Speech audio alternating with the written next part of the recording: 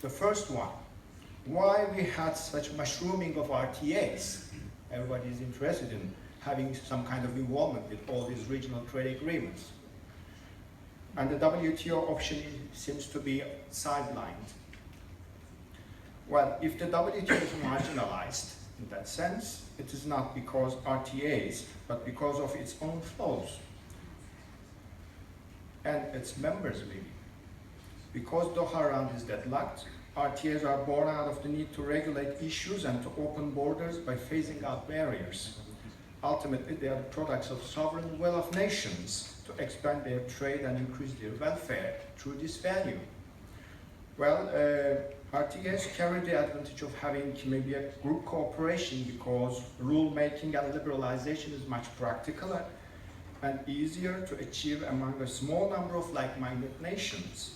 Therefore, RTAs are usually, we see, wider in scope, more deep and comprehensive, and even more sophisticated compared to WTO negotiations, as we have WTO Plus and WTO Beyond issues, what are they called in the trade literature. But this does not make them immune from the negative spillovers, of course, on others. This brings us to the second question. What is wrong with the regionalism and RTAs? So we always criticize that they sometimes have a kind of impact on WTO system because it is argued that they debilitate the MTS to a large extent. The smaller group has an exclusive trade cooperation, of course, and have discriminatory consequences on others. And moreover, especially for mega regionals like TPP and TTIP, it is argued that they bring more restrictive and stringent regulatory measures for outsiders. So, however, this does not, we have things to learn also from the experience of RTAs for the multilateral trading system. So, we should keep these 2 points in mind, 2 questions, when we discuss the relationship between RTAs and the WTO.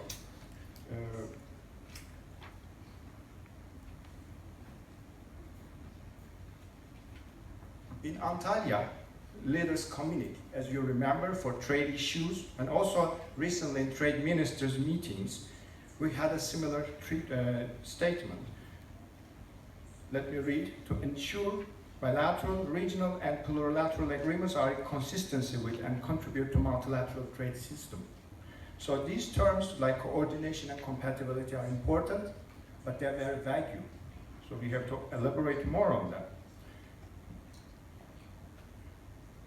And moreover, on trade matters, our panel discussions reminded us 2 major challenges facing the trading system, which are even more pressing than the impact of RTAs on the multilateral trade system. Number 1, first is that trade growth is weak, so trade does not contribute to global economic growth targets in Brisbane anymore. Second, the second challenge is global public opinion now turns sharply against the free trade deals, be them at the multilateral level or at the regional level. So it is not the main issue only whether we have multilateral or regional, but all trade agreements are under such challenge.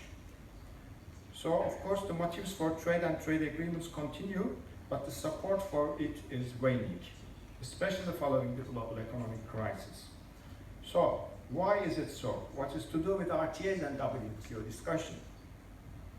Well, today, trade signifies more than trade itself. Trade agreements are full of trade-related issues ranging from environmental protection to consumers, public health, technical standards, competition rules, anything you can add into this list. Nations would want to keep their domestic markets as well as their standards. And they have such critics also over trade agreements. This makes trade agreements even more complicated and more open to criticism in terms of their legitimacy. Today, the opposition to resistance or resistance to such mega deals or regional trade agreements everywhere we read every day in the public sphere is not to save the WTO. So at the public level, they don't have this discussion whether we should have WTO or RTAs, but more on anti-globalization backlash, I should say. However, it is trade disagreements but not trade agreements that is more likely to hinder trade growth and economic growth. So these are also 2 points we should keep in mind.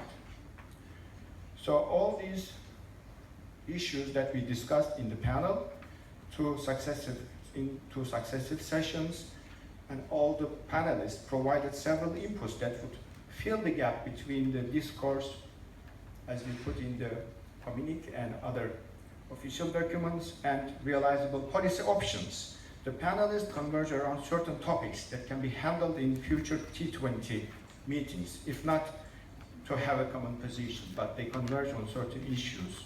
That could be some possible focal points for next to T20 studies with respect to trade policy and regional trade agreements in particular. So for a better coordination and compatibility, coming back to our main topic, and based on all these I have explained that we have to keep in mind, the RTAs should be maybe more inclusive now, that we have to develop innovative approaches to make RTAs more inclusive for all parts of society. Ultimately, we must remember that trade is for all. This is the only way to mitigate resistance to them. Whatever are the merits of trade deals, a trade agent that devices to serve some interest only is no longer politically tenable. Second, RTAs must be universal with standardized trade rules so that they don't turn into a spaghetti ball. Third, they must be open and accessible, that RTAs must have plausible accession mechanisms. Just imagine China is excluded from Trans-Pacific deal. How can you benefit the global value chains then? So in that way, an open regionalism lowers discriminatory impact that T20 should feel in this, what we mean by open regionalism. They must be fourthly transparent, a transparency mechanism we have now, but they must immediately turn it into a permanent one, bringing an early notification process. An upgraded monitoring and review of RTAs are necessary at the multilateral level.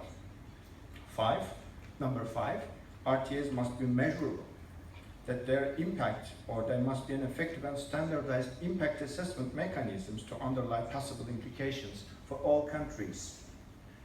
Because it is not only a deal, but it is a deal in the multilateral system allowed under WTO, so they should also be measured by their impacts, in terms of their impacts, maybe instructed under the WTO RTA committee. So that makes it more multilateralized. And finally, RTAs must be relevant, that RTAs must be expected to be more relevant and to consider sustainable development goals. So this way, they may have the potential also RTAs will become a template because they have already done some way with their good practices, they become a template for multilateral negotiations in some areas. There are reasons for almost all the WTO members to emulate the RTA experience, either unilaterally or in the WTO. But this also requires a good command of coordination among WTO members. Maybe starting among the G20 nations first, through an exchange of information about their RTA experiences. This way it informs a process of learning about what can be multilateralized and what can be successfully multilateralized. The spread of benefits through multilateralization help reduce negative spillovers on third countries, on non-members. The areas where plurilaterals bring non-discriminatory treatment, such as we experienced in ITA, could be regulated similarly under the other regional trade agreements. But ladies and gentlemen, finally the members of the two panels were conscious that this is a result-oriented activity under T20, which is expected to bring tangible and meaningful deliverables. And I hope, and we hope, I hope on behalf of the panel members that T20 provides a strong and more institutionalized platform to encourage further thinking and exercise in these issues in order to assist G20 Trade and Investment Working Group, Trade Ministers Meeting, and also G20 leaders at the end. Thank you very much. I would like to thank on behalf behalf of all the members of our panels and my co-moderator.